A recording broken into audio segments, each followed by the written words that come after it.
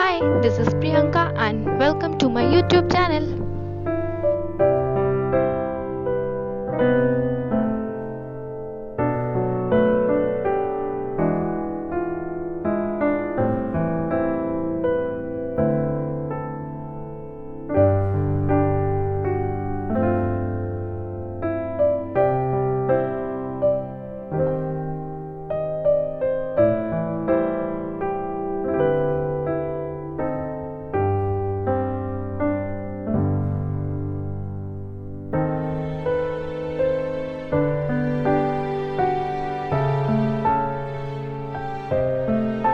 Use D to divide the circle into 10 degree, 20 degree, 30 degree, etc. according to your necessity and whatever design you want to make.